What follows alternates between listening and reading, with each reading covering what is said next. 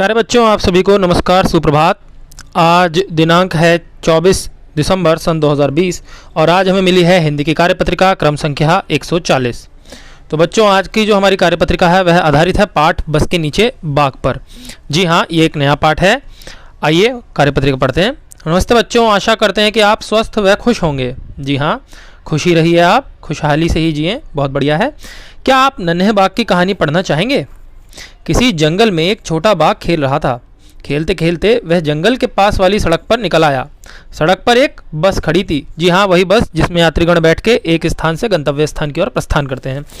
बच्चों, बाघ तो जंगल में रहता है ना, अगर वह सड़क पर आ जाए तो क्या होगा? सोचिए बेटा, सड़क तो आम जनता के लिए होती है और उस पर यदि कोई जंगली जानवर, बाघ, शेर, हाथी, चीता, ऐसा कोई जानवर आ जाए तो जनता का क्या हाल होगा?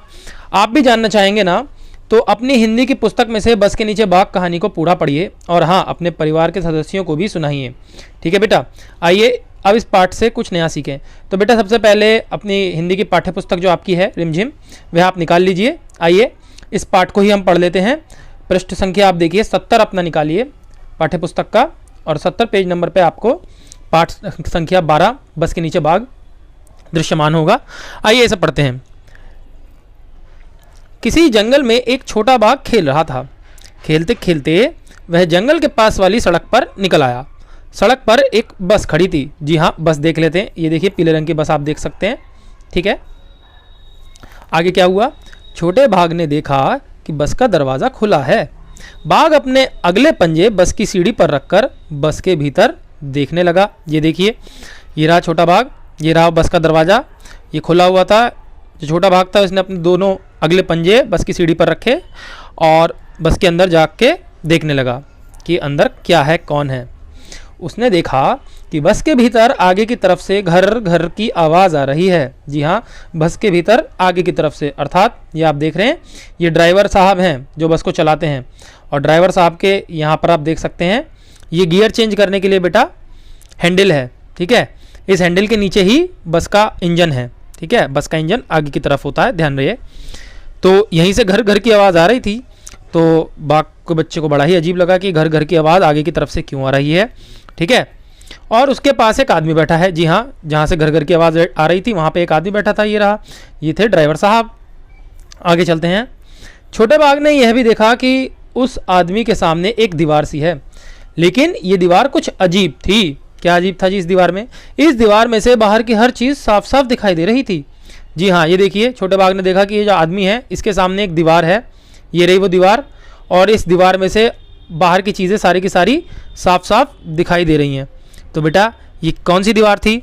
जी हाँ, छोटे बाघ को क्या मालूम, उसने कभी बचपन से शीशा थोड़ी ना देखा, उसने कभी कांच थोड़ी ना देखा, उसने कभी कांच के गिलासों में पानी थोड़ी ना पिया, उसने तो सीधा नदी से पानी पिया। ठीक है, तालाब से पानी पिया। तो बेटा, ये कांच की दीवार, ये शीशा थी। ठीक है, ये विंड स्क्रीन था बस का, जो कि बस के अंदर आगे की तरफ लगा रहता है। बस के अंदर आपने देखा होगा, ट्रक के अंदर, कार के अंदर। जी हाँ, ट्रैक्टर के अंदर ये चीज़ नहीं होती। ठीक है, बस के अंदर ये शीशा आगे की तरफ का होता है। और देखिए, खिड़कियों पर भी ऐसा ही कांच का शीशा आप देख सकते हैं। ठीक है, आगे देखते हैं। तो बाघ के बच्चे के लिए बात नहीं थी कि बाघ ने अपना सिर दाहिनी तरफ मोड़ा। उसने देखा कि बस में कई लोग बैठे हैं। दाहिनी तरफ मोड़ा, देखिए बाघ का बच्चा ही रहा। ठीक है, इसका लेफ्ट साइड ये रही और इसका राइट साइड ये रही। ठीक है बच्चों, तो इसने अपना सिर जो था दाहिनी तरफ मोड़ा, अर्थात राइट साइड इस तरफ मोड़ा। तो राइट साइड इसने जब इस तरफ मोड़ा तो इसने देखा, अरे बहुत सारे लोग बैठे हुए हैं यहाँ तो। ठीक है, आगे वाली सीट पर तो छोटी लड़कियाँ बैठी थी। ये जो आगे वाली सीट थी सबसे आगे, यहाँ पर ये देख सकते हैं आप, ये दो छोटी बच्चियाँ सबसे आगे वाली सीट पर बैठी हुई थी। आगे देखते हैं। अचानक छोटे बाघ को लगा कि लोग उससे डरे हैं और उसे भगाना चाहते हैं। ठीक है, ये देखिए, छोटे बाघ ने जो अंदर दृश्य देखा। बेटा, आप भी बस के अंदर होते तो आप भी पीछे पीछे और पीछे भागने की कोशिश करते। ठीक है, कई लोग तो ऐसा ही किया, कई लोगों ने तो पीछे पीछे चले गए। तो देखिए, भीड़ हो गई, सब गुत्थम गुत्था हो गए एक दूसरे के साथ। और ड्राइवर साहब ने क्या किया? ड्राइवर साहब ने फटाफट बस का गेट खोला। यहाँ पर एक गेट है, देख रहे हैं बेटा आप, ये रहा गेट। इस गेट को खोल के इन्होंने बाहर छलांग लगा दी। ठीक है, तो अपनी जान बचाने के लिए बेटा इंसान कुछ भी करता है। आइए देखते हैं। बस के बाकी लोग भी तेजी से पीछे वाले दरवाजे की तरफ भागने लगे। बेटा, बस के अंदर पीछे एक आपातकालीन द्वार होता है, यहाँ पर कहीं पीछे की तरफ जहाँ से बाहर निकलना सुनिश्चित किया जा सकता है आपातकालीन स्थिति के अंदर। तो सभी बंदों ने जब देखा कि यहाँ पर तो बाघ का कहर जारी हो सकता है कभी भी, उन्होंने ना बाघ को देखा था, हालांकि बाघ के बच्चे ने भी लोगों को नहीं देखा था, तो सभी की सभी जनता जो थी वो भागी पिछले गेट की तरफ। आगे देखते हैं क्या होता है। लोगों को भागते देखकर छोटा बाघ कुछ घबराया। अब देखो बेटा, वो कोई बाघ उन्हें नुकसान पहुंचाने के इरादे से नहीं आया था, वो भी एक बच्चा था, वो तो त्रुटिवश जंगल से बाहर सड़क पर आ गया था। और एक बड़ा ही संयोग की बात यह रही कि उसी वक्त सड़क पर एक बस भी खड़ी हुई थी। वह सीढ़ी से उतरा और बस के नीचे घुस गया। जी हाँ, अब जब बाघ का बच्चा भी घबरा गया, लोगों को भागता देखकर चीख पुकार मची, तो वो सीढ़ी से चुपचाप उतरा और बस के नीचे घुस गया। नीचे पहुंचकर वह बस के आगे वाले पहिए के पास जाकर दुबक गया। जी हाँ, बस के आगे वाले पहिए के पास जाके, मतलब यहाँ पे कहीं पहिया होगा बस का अगले वाला, इसके नीचे पीछे की तरफ जाके दुबक गया बस के नीचे। आगे देखते हैं क्या हुआ। नीचे पहुंचकर वह बस के आगे वाले पहिए के पास जाकर दुबक गया, लेकिन वहाँ उसे अच्छा नहीं लगा। क्यों नहीं लगा? वह फिर से बस के भीतर जाना चाहता था। थोड़ी देर बाद वह बाहर निकला और बस की सीढ़ी पर पंजे रखकर भीतर चला गया। वह सामने वाली सीट पर बैठकर बाहर देखने लगा। बेटा, जब वो अंदर गया तो उसे अच्छा नहीं लगा, ठीक है, लोगों की भीड़ की वजह से और लोगों के डरने की वजह से वो बस के नीचे चला गया। लेकिन बस के नीचे जाकर भी उसे अच्छा नहीं लगा। क्या कारण रहा होगा बेटा बस के नीचे? आप सोचिए। बस के नीचे अंधेरा हो सकता है बस के नीचे धुआं ज़्यादा हो बस का, ठीक है, तो इस कारण से भाग के बच्चे को अच्छा ना लगा हो, इसलिए वह बच्चा फिर से चुपचाप ऊपर बस में आ गया। बस तब तक खाली हो चुकी थी, तो इसलिए ये ऊपर आकर ड्राइवर की सीट पर फौरन बैठ गए। देखिए, ये रही वो कांच की दीवार जिसमें से सामने का दृश्य साफ साफ देखा जा सकता है, ठीक है। सामने से एक बस आ रही थी, ये देखिए कांच की दीवार में से, मतलब कि कांच की जो शीशा है इसके आर पार दिख सकता है। एक बस आ रही है गुलाबी रंग की, ठीक है, उसमें बहुत सारे लोग बैठे थे। उन्हें देखकर छोटा बाघ सोचने लगा कि उसकी बस के लोग क्यों भाग गए। अब छोटे बाघ को क्या मालूम कि लोग उससे डर के ही भागे हैं, ठीक है, नाश की जड़ वही है, उसे थोड़ी ना पता है, वो तो बेटा मासूम बच्चा ही था छोटा बाघ का, ठीक है। अब उसने यही सोचा, सामने से बस के अंदर जो यात्री उसने देखे कि ये सारे मेरी बस वाले यात्री कहाँ भाग गए, इस बस के अंदर तो यात्री हैं, लेकिन जिस बस में मैं बैठा हूँ यहाँ के यात्री आखिर भाग कहाँ गए। तो बेटा आप लोग जानते हैं, वे अपनी सभी जान बचाने के लिए सर पर पैर रख के 9-2-11 हो गए। आइए बेटा, इसी के साथ ये कहानी तो आपकी पूरी हो गई। उम्मीद है आपको कहानी पसंद आई होगी। चलिए अब दोबारा से कार्यपत्रिका की ओर चलते हैं। कार्यपत्रिका में आपसे कहा है बच्चों, इसको अपनी पाठ्य पुस्तक में से पढ़िए, बस के नीचे बाघ की कहानी को, और हाँ अपने परिवार के सदस्यों को भी सुनाइए। तो आप अपने परिवार के सदस्यों को ये कहानी सुना सकते हैं। आइए अब इस पाठ में कुछ नया सीखेंगे। ये देखिए प्रश्न 1, नीचे कुछ वाक्य लिखे हैं, इन्हें पढ़िए और समझिए। वाक्य क, खेलते खेलते छोटा बाघ, बाघ के नीचे बेटा, ठीक है, रेखांकित किया गया है और यह लाल रंग से अलग से आपको दर्शाया भी गया है। खेलते खेलते छोटा बाघ जंगल के पास वाली सड़क पर निकल आया। खेलते खेलते वह जंगल के पास वाली सड़क पर निकल आया। बेटा वाक्य दोनों एक ही हैं, ये वाला भी और ये वाला भी, बस बाघ के स्थान पर वह का प्रयोग कर लिया, ठीक है, बाघ के स्थान पर वह का प्रयोग कर लिया। खेलते खेलते छोटा बाघ, खेलते खेलते वह, ठीक है, बात तो बाघ की हो रही है। दूसरा वाक्य देखिए, वाक्य ख, छोटे बाघ ने देखा कि बस के भीतर आगे की तरफ से घर घर की आवाज आ रही है। और देखिए इसी वाक्य को दोबारा से लिखा तो कैसे लिखा, उसने देखा कि बस के भीतर आगे की तरफ से घर घर की आवाज आ रही है। इस बार बेटा बाघ की जगह उसका इस्तेमाल कर लिया, ठीक है, तो कोई गलती थोड़ी ना है, किसी भी चीज का इस्तेमाल कर सकते हैं आप, ठीक है। आगे चलते हैं। ये क्या कह रहा है बेटा, वाक्य का में बाघ की जगह वह और वाक्य खा में बाघ की जगह उस शब्द का प्रयोग किया गया है। देख रहे हैं ना बेटा, बाघ की जगह वह का प्रयोग कर लिया और यहाँ बाघ की जगह उसका प्रयोग कर लिया। ऐसे कई शब्द हैं जो नाम वाले शब्द, तो बेटा बाघ जो था नाम वाला शब्द था, पिछली कार्यपत्रिका में हमने पढ़ा नाम वाले शब्द होते हैं जैसे कि जिनसे किसी वस्तु, व्यक्ति, स्थान आदि का नाम पता लगे, जैसे दिल्ली, हिमालय, बाघ, मोहन, गुलाब, ये सारे नाम वाले शब्द हैं। तो क्या कह रहे हैं जी, ऐसे कई शब्द हैं जो नाम वाले शब्द अर्थात संज्ञा शब्दों के स्थान पर प्रयोग किए जा सकते हैं। जैसे कि वे कौन से शब्द हैं, वह हो गया, उस हो गया, यहाँ हमने बाघ के स्थान पर उसका प्रयोग कर लिया, यहाँ हमने बाघ के स्थान पर वह का प्रयोग कर लिया, ठीक है, जैसे वह, उसमें, आप, हम, तुम आदि ऐसे शब्द सर्वनाम शब्द कहलाते हैं। तो बेटा आगे चल के बड़ी कक्षाओं में आप इस संकल्पना को और बेहतर ढंग से समझ पाएंगे।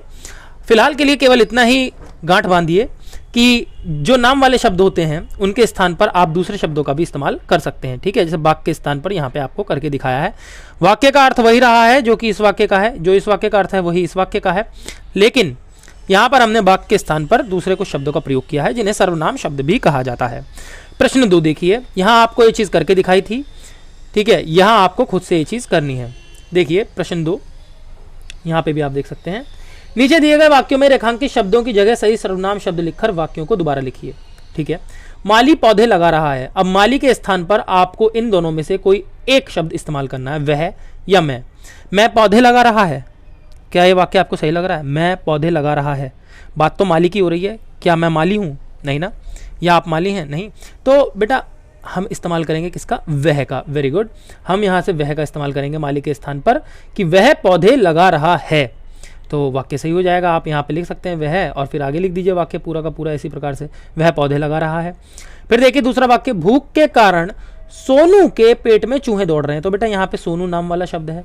ठीक है, तो नाम वाले शब्द के स्थान पर हम कौन सा शब्द इस्तेमाल करें? उसका, उस या फिर यह, इन दोनों में से किस शब्द का प्रयोग करें? उसका प्रयोग करें या यह का प्रयोग करें? तो देखिए दोनों एक एक बार लगा के देखते हैं। भूख के कारण यह के पेट में चूहे दौड़ रहे हैं। अब यह कौन है, किसकी बात हो रही है, कुछ समझ में नहीं आ रहा, लेकिन उस लगा के देखते हैं। भूख के कारण उस के पेट में चूहे दौड़ रहे हैं। ठीक है, तो सोनू की जगह पे हमने उसका इस्तेमाल कर लिया, तो ये बात समझ में आ रही है पूरी पूरी। तो बेटा इसी प्रकार से आप देखिए यहाँ पर मैंने लिख के भी आपको दिखाया हुआ है। माली नाम वाला शब्द था, नाम वाले शब्द के स्थान पर हमने वह का प्रयोग किया और बन गया वह पौधे लगा रहा है। बिल्कुल ठीक वाक्य बना। भूख के कारण सोनू के पेट में चूहे दौड़ रहे हैं, यहाँ पे सोनू नाम वाला शब्द था और नाम वाले शब्द के स्थान पर हमने लगाया उसका प्रयोग किया, तो बना हमारा वाक्य भूख के कारण उसके पेट में चूहे दौड़ रहे हैं। तो इस प्रकार से अब इन वाक्यों को आप दोबारा से लिख सकते हैं सर्वनाम शब्दों का प्रयोग करके। आइए बेटा आगे चलते हैं। आगे आप लोग देख सकते हैं कि आपको अभिभावकों के लिए एक सुझाव भी दिया गया है, इसे पढ़ते हैं। बच्चों के साथ बातचीत कीजिए कि उन्हें किन किन चीज़ों से डर लगता है और उन्हें यह भी समझाने कि उन्हें अपने डर का सामना कैसे करना चाहिए। तो बेटा डर का सामना कैसे करना चाहिए, आप अपने घर वालों से बात करें, अपने बड़े भाई बहनों से बात करें कि आपको किन चीज़ों से डर लगता है, या फिर उन्हें किसी चीज़ से डर लगता है तो उसके बारे में भी पता करिए। जैसे कि मैं आपको सबसे साधारण एक दो डर बता देता हूँ। छोटे बच्चों को बेटा कुत्तों से डर लगता है ना। कुत्तों को देख के ही वे बेचारे चोर भोर हो जाते हैं कि क्या करें क्या ना करें। तो ऐसी स्थिति में डर से सामना करने के लिए ऐसा बिल्कुल नहीं करना कि कुत्ते के पीछे आप भागें, तो बेटा बचने की कोई आसार ही नहीं रहेंगे। ठीक है, आपको क्या करना है, आपको नंबर 1 वहाँ से पीठ दिखा के भागना नहीं है, चुपचाप अपने स्थान पर खड़े हो जाना है यदि सामने कुत्ता है। नंबर 2, कुत्ते की आंखों में बिल्कुल भी कभी मत घूरिए। ठीक है। नंबर 3, यदि आप ये सब कर रहे हैं और कुत्ता आपको भौंक रहा है तो चुपचाप उसे सुनिए, तटस्थ रहिए वहाँ पर, बिल्कुल इधर से उधर ना भागिए। ठीक है, बेचैनी के अंदर कुछ ऐसा कदम ना उठाएं कि कुत्ते की तरफ हमला करने की सोचें। ठीक है। नंबर 2, ऐसे ही बेटा और भी प्रकार के डर होते हैं, जैसे कि मैं अपना एक डर आपसे बताता हूँ। बेटा ऊंचाई का डर, सभी मानवों को स्वाभाविक रूप से सहज रूप से प्रवृत्ति होती है कि ऊंचाई से डर लगता है, तो ऊंचाई से डर लगना एक अच्छी बात भी है। ठीक है, अब हर डर ऐसा नहीं है कि बेटा यहाँ पे लिखा है कि ये भी समझाइए कि उन्हें अपने डर का सामना किस प्रकार करना चाहिए। अगर आपको ऊंचाई से डर लगता है या फिर मुझे ऊंचाई से डर लगता है तो इसका मतलब यह कतई नहीं है कि मैं जाके एक लंबी बहुमंजिला इमारत की चोटी पर खड़ा हो जाऊं और जाकर वहाँ से लटकूं और नीचे देखूं। बेटा स्वाभाविक रूप से यह एक बेवकूफ़ी है। कुछ डर अच्छे होते हैं, जीवन को सुचारू रूप से बनाए रखने के लिए इन डरों का हमारे जीवन में होना बहुत ही आवश्यक है। यदि ये डर नहीं होंगे तो मानव का जीवन भी समाप्ति की ओर बढ़ जाएगा। ठीक है, इसी प्रकार से बेटा एक डर और होता है पानी का डर। पानी का डर, जब बहुत सारा पानी आप देखते हैं किसी नदी के अंदर, तालाब के अंदर या समुद्र किनारे, तो आपको डर लगता है। तो बेटा पानी के अंदर तैरने का दुस्साहस केवल 2 प्रकार के लोग करते हैं, या तो आप ओलंपिक के अंदर स्वर्ण पदक विजेता हों, तो आप तैराकी के अंदर तो आप बिल्कुल पानी के अंदर तैरने का जोखिम उठा सकते हैं, या फिर दूसरा आपके दिमाग का कोई तार ढीला है तो भी आप ये जोखिम ले सकते हैं।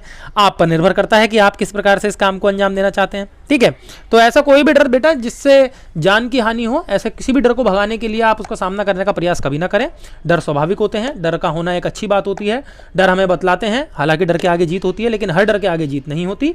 ठीक है, डर हमें बताते हैं कि हमें विवेक और बुद्धि का प्रयोग हर समय सुचारू रूप से करते रहना चाहिए।